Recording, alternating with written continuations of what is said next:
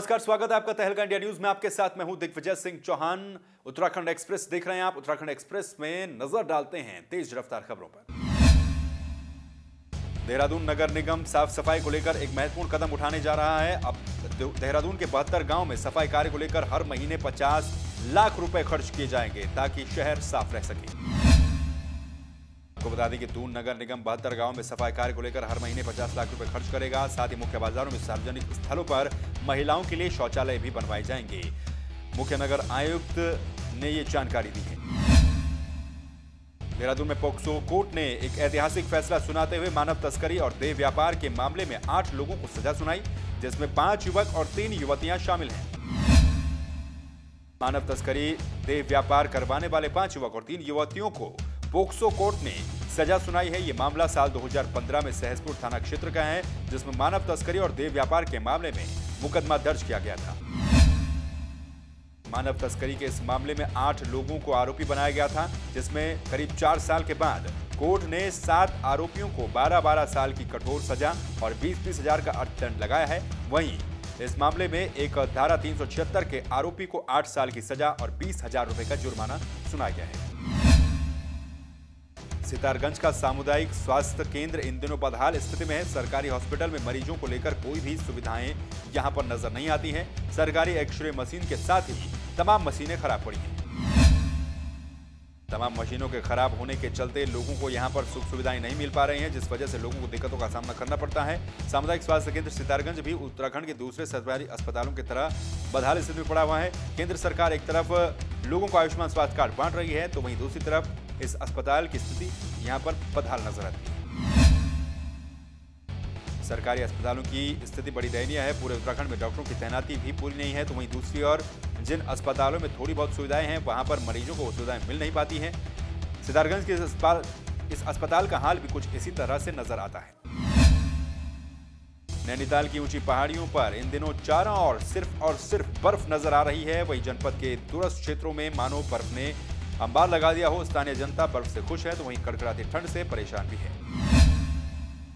आपको बता दें कि नैनीताल की ऊंचाई वाले इलाकों में इन दिनों भारी बर्फबारी के चलते लोगों को मुश्किल हालातों का भी सामना करना पड़ रहा है, तो वहीं दूसरी तरफ नैनीताल आने वाले पर्यटकों के चेहरे पर मुस्कान नजर आई है। स्थानीय लोगों की अगर बात करें तो जानवरों के लिए चारा और चूल्हे के लिए लकड़ी लाने में लोगों को परेशानियों का सामना करना पड़ रहा है।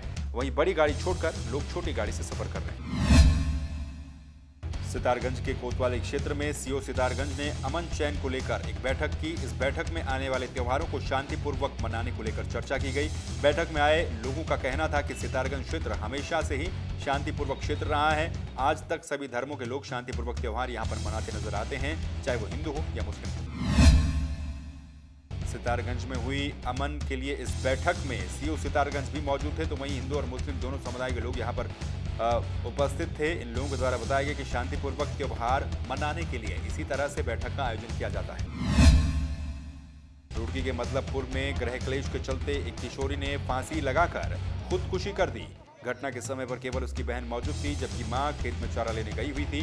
बहन ने जब उसे फांसी पर लटकते देखा तो शोर मचा दिया।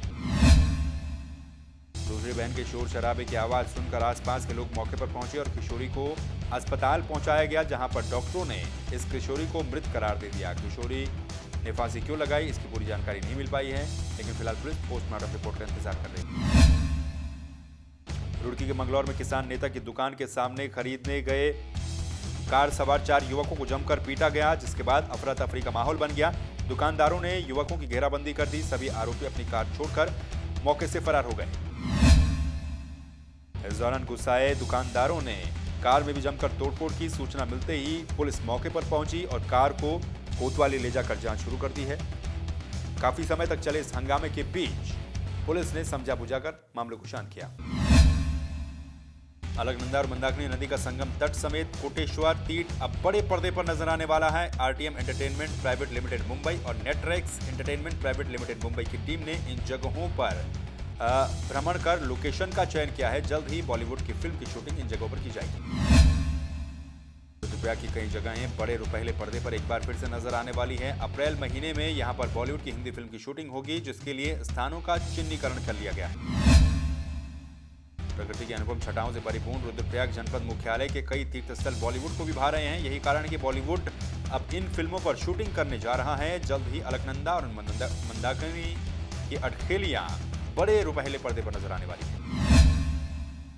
राजस्व विभाग के द्वारा अवैध खनन पर बड़ी कार्रवाई करते हुए 7 वाहनों को सीज किया गया।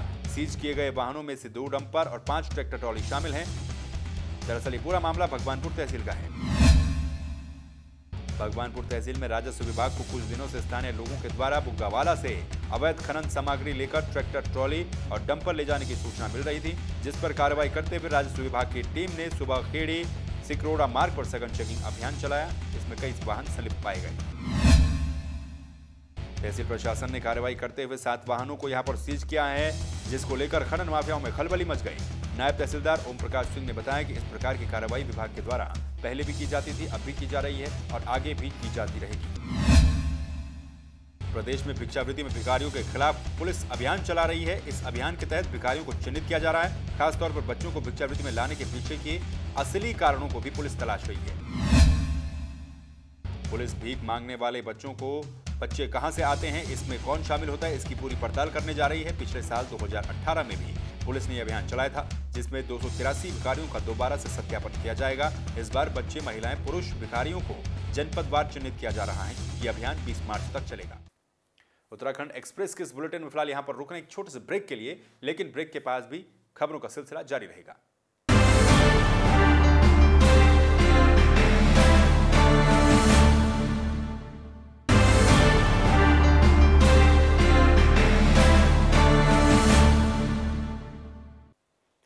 ब्रेक के बाद एक बार फिर से आपका स्वागत है। उत्तराखंड एक्सप्रेस देख रहे हैं आप। उत्तराखंड एक्सप्रेस में एक बार फिर से नजर डालते हैं उत्तराखंड की कुछ और तेज रफ्तार खबरों पर। प्रधानमंत्री नरेंद्र मोदी ने अपने महासंवाद कार्यक्रम के जरिए वीडियो कॉन्फ्रेंसिंग के माध्यम से देश भर के कार्यकर्ताओं को संबोधित किया। इस दौरान देहरादून में भी बीजेपी के कई कार्यकर्ताओं ने पीएम मोदी का सीधा संवाद सुना। प्रधानमंत्री नरेंद्र मोदी ने अपने महासंवाद कार्यक्रम के दौरान कई लोगों से बातचीत भी की, उनके सवालों के जवाब भी दिए। वहीं देहरादून में भी कई कार्यकर्ता पहुंचे, जिन्होंने पीएम मोदी के इस कार्यक्रम को सुना और कार्यकर्ताओं में उत्साह नजर आया। प्रधानमंत्री ने इस महासंवाद के जरिए कार्यकर्ताओं को आगामी लोकसभा चुनाव के टिप्स दिए, किस तरह से लोकसभा चुनाव में अपने बूथ को मजबूत किया जाए। इस पर प्रधानमंत्री नरेंद्र मोदी ने सभी कार्यकर्ताओं के अंदर जोश भरा और आवश्यक दिशा निर्देश दिए। गृह मंत्रालय भारत सरकार के निर्देश पर उत्तराखंड पुलिस ने प्रदेश में निवास कर रहे जम्मू कश्मीर के छात्रों की सुरक्षा के लिए पुलिस मुख्यालय स्तर पर एसपी लॉ एंड ऑर्डर को नोडल अधिकारी बनाया है। प्रदेश में रह रहे छात्रों और नागरिकों पर हमला, धमकी और सामाजिक बहिष्कार जैसी घटनाओं के लिए ये कदम उठाया गया है। ऐसी घटनाओं को करने वाले व्यक्तियों के खिलाफ सख्त कार्रवाई की जाएगी। आपको बता दें कि शिकायत दर्ज करवाने के लिए कोई भी व्यक्ति हेल्पलाइन नंबर पर कॉल कर सकता है। आपको हम जानकारी दे दें कि कश्मीरी छात्रों के खिलाफ तमाम संगठनों का विरोध हुआ था, जिसके बाद सैकड़ों की संख्या में कश्मीरी छात्र देहरादून से वापस कश्मीर ले जाए गए थे। देहरादून में वेतन बढ़ोतरी समेत कई मांगों को लेकर आशा कार्यकर्ताओं ने सचिवालय कूच किया। सचिवालय कूच करने के दौरान पुलिस ने आशाओं को सचिवालय के सभी बैरिकेडिंग लगाकर रोक लिया। आशा कार्यकर्ताओं और पुलिस के बीच हल्की झड़प भी देखने को मिली, जिसके बाद पुलिस के कहने पर आशाएं सचिवालय के बाहर ही धरने पर बैठ गई। आशा कार्यकर्ताओं का कहना है कि उनका मानदेय इतना कम है जिसमें परिवार का भरण पोषण नहीं हो पाता।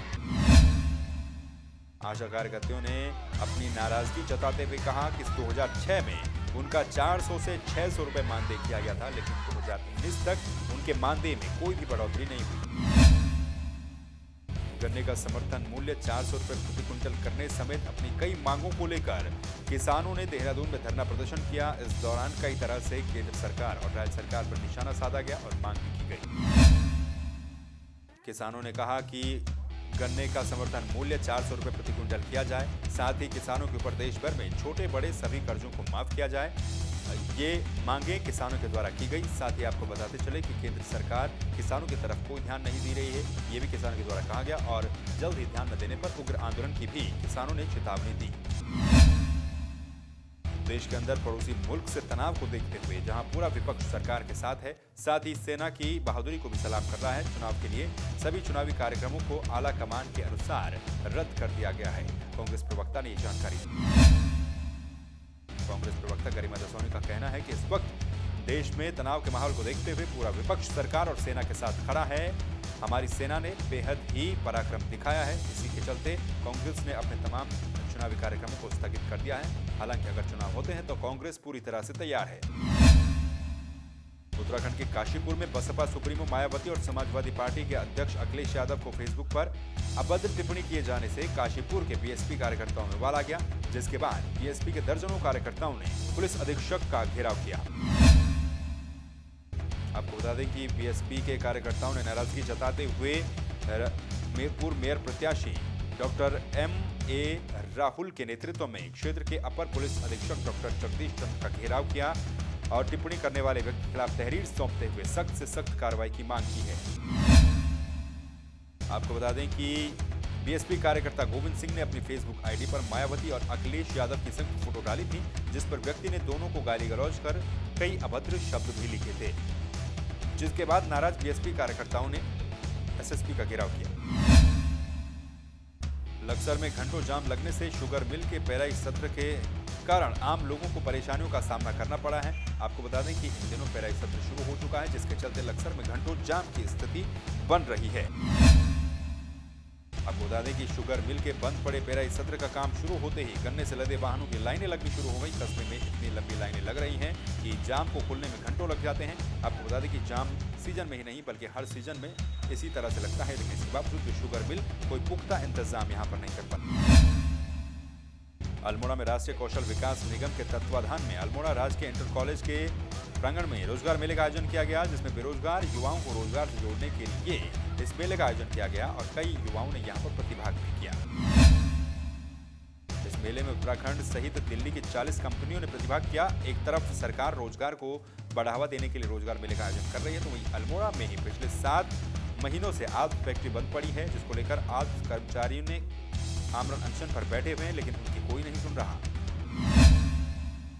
लक्सर के विधायक संजय गुप्ता के बयान पर विश्व हिंदू परिषद ने सवाल उठाया है। विश्व हिंदू परिषद के जिला उपाध्यक्ष अजय वर्मा ने कहा कि संजय गुप्ता सस्ती लोकप्रियता हासिल करने की खातिर उल्टी सीधी बयानबाजी करते रहते हैं। उन्होंने कहा कि बीजेपी ने इस विधायक ने देश की शौर्य की कीमत केवल 10 लाख रुपए लगाई है।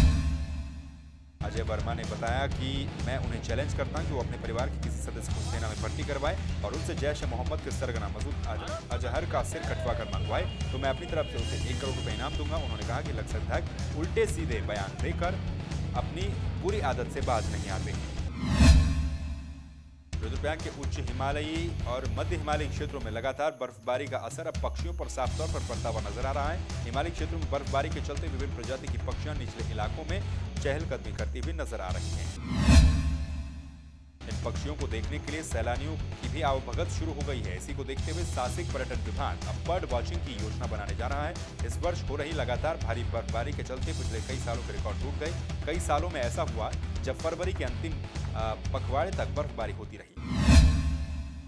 इस दौरान केदारनाथ धाम में 14 फीट तक की बर्फ जमी हुई है, जिसके चलते इन इलाकों में रहने वाले पक्षी निचले इलाकों की ओर आ रहे हैं। यहाँ पर उनका जीना दुश्वार हो गया है और निचले इलाके में आने के कारण यहाँ पर बर्ड वॉचिंग की योजना प्रशासन के द्वारा अब बनाई जा रही है। और उत्तराखंड एक्सप्रेस के इस बुलेटिन में फिलहाल के लिए बस इतना ही, लेकिन बाकी खबरों के लिए आप लगातार बने रहिए और देखते रहिए तहलका इंडिया न्यूज। नमस्कार।